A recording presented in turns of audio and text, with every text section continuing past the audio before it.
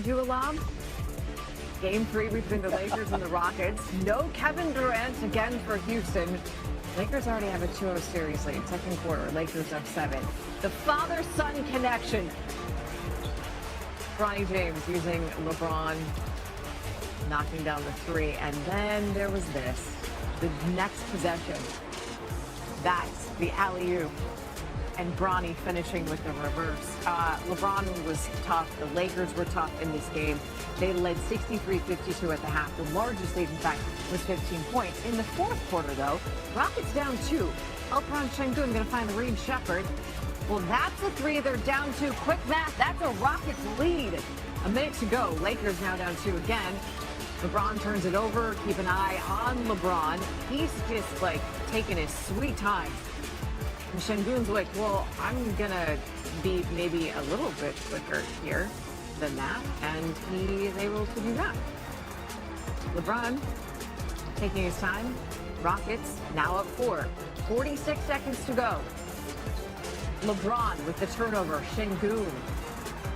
That's a 6-point Rockets lead. Sengun, by the way, 33 points, 16 rebounds. The Rockets are up 6, but here come the Lakers. Jabari Smith Jr. tries to find Amen Thompson, but it's stolen by Marcus Smart. Smart, desperation 3, fouled by Jason Tate. Like, he's clear, there's a clear foul there. Makes the first 2 free throws. Smart looking to make a 3-point game here. Drains the third one. Lakers down 101-98. 30 seconds to go. LeBron poking the ball away from Shepherd. Methinks Perk might have a few thoughts on that coming up in a few. Smart tries to find LeBron, fumbles the ball to Luke Kennard. Kennard's like, I'm going to get you back. That's the game tying 3. Massive shot by LeBron, as you would expect from that kind of player in that moment. There's still time, though. Rockets possession. Sengun on the attack. No! But LeBron is there to get the rebound, and he calls timeout. 1.2 to play. Game now tied at 101. Smart to LeBron. LeBron, he had the big one, but he didn't have that one. We had bonus basketball. Tied at 101. 3 minutes to go in overtime. The Lakers are up 105-103. Rui Hachimura getting on the board there. They opened the Lakers overtime on a 6-2 run. It's a 4-point lead. 2 minutes to go. Rockets down 4. Sengun working on DeAndre Ayton. 2-point game. 107-105. But then over a minute to go. Sengun spins. LeBron is there for the strip. Mine. Fight for the ball. Jump ball. Lakers would win that, and they would win the game. LeBron, 29 points, 13 rebounds, a couple of key defensive moments as well. 3 steals. They take a 3-0 series lead, 112-108. How have you guys kind of embodied that must-win mindset for every single time you get on the floor, especially late in this game where you guys were down 6 with like 25 seconds? I mean, what else are we gonna do? We don't have the luxury of, like, thinking about maybe another game or a game, game 6, game 7. Like, our only mindset is like the next game. Like, we have to be in the moment. Like, we are not keep harping on that. We're missing some very important pieces to our ball club. Like, very important. We don't have the luxury of, like, being passive or being complacent. Like, we don't have the luxury to do that. There was a play in overtime where LeBron and Sengun fought for the ball on the floor. It was a 41-year-old who came out from there and won the tip. What does that mean to you for him to come out from that play and be able to win the jump ball and then obviously win the game afterwards? It's 23 years, right? we know he's gonna come up with that ball, right? And so it's not a surprise for us. Even though he's 41, he's been doing this for a very long time. And like I said before, he's one of, if not the greatest player doing this, right? We knew at that given time, game on the line, who was coming up with that ball for us. Coach, just kind of what was your general messaging to the guys after this loss, now down 0-3 in the locker room?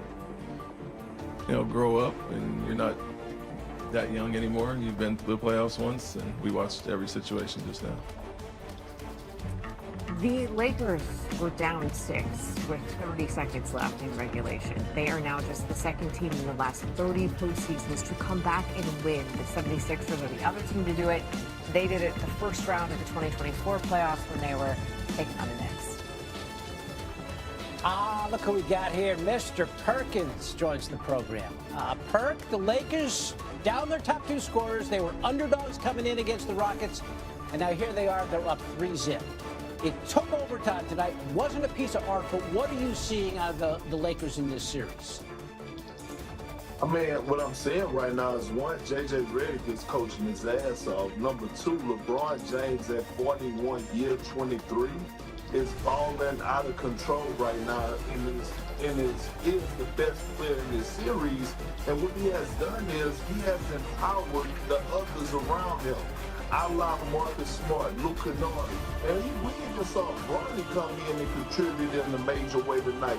But what LeBron is doing right now, he's bringing that experience along with his greatness. And what he has done is he has showed you what a true definition of a leader looks like. Down Luka Doncic, down Austin Reeves, heavy underdog coming into this series. Now all of a sudden, his team has a 3-0 lead. Are remotely interested or associated with the world of sports, and you know anything, you know about my recent history with LeBron James. I'm here to tell you right now, I don't care, and neither should you. LeBron James is simply one of the most phenomenal, greatest athletes we have ever seen in our lifetime. I mean, so much so that it almost gets to a point right now that if I said something negative about him, I'd feel guilty about it. That's how electric and incredible he's looking. This is as a third option on the Los Angeles Lakers. This is with J.J. Redick sometimes having him play center.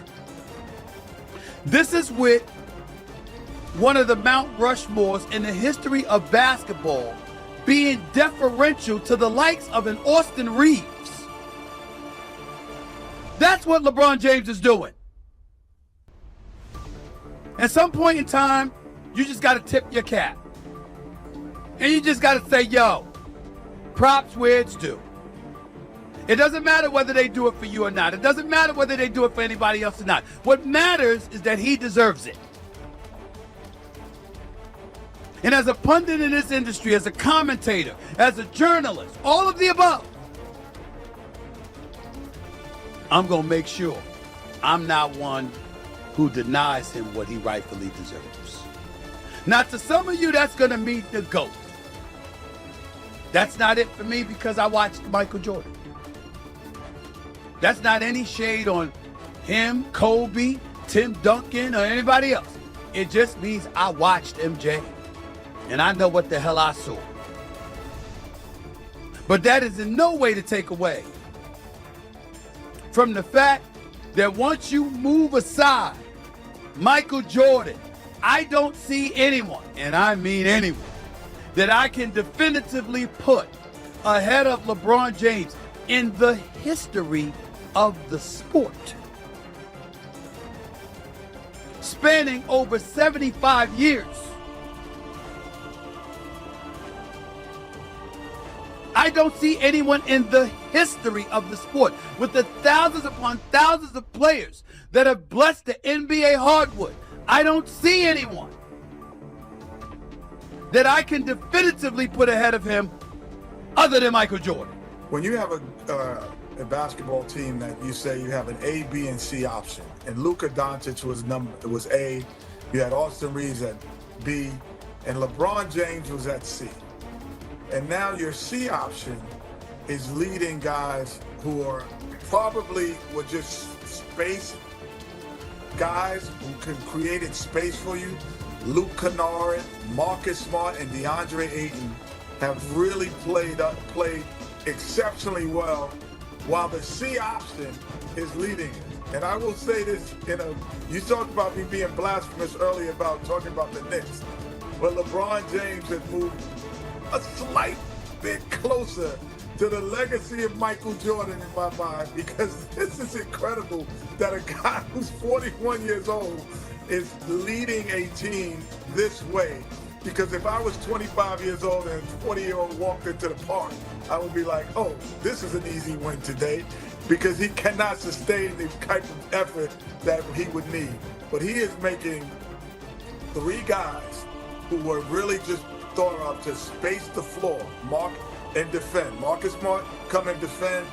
Luke Kennard space the floor, and DeAndre and rim run. He has made them prominent offensive threats right now, which is incredible. We're running out of time, Kenny. I'll say this to you. Shockingly, I'm glad you're sitting down. I agree with you. He's moving closer to that GOAT status. I agree with you, because I think what he's done is phenomenal. To be on the Mount Rushmore of basketball as one of the top 4 players in the history of basketball, and to be deferential to Austin Reeves and Luka Doncic throughout the year, to play all 5 positions, even the center at one point in time, to triple-double 1 minute, 30-piece another minute, doing whatever it takes to win. You can't say enough about LeBron James. Has been absolutely phenomenal. But the answer to this question is the disappointment in the Houston Rockets. I mean, you're 10 for 34. That's 29% on wide open threes in this series. You worked all year knowing you had lost Fred VanVleet. You never went out and got a point guard. You got Kevin Durant having nothing for you in the second half. This ain't chopped liver. This is KD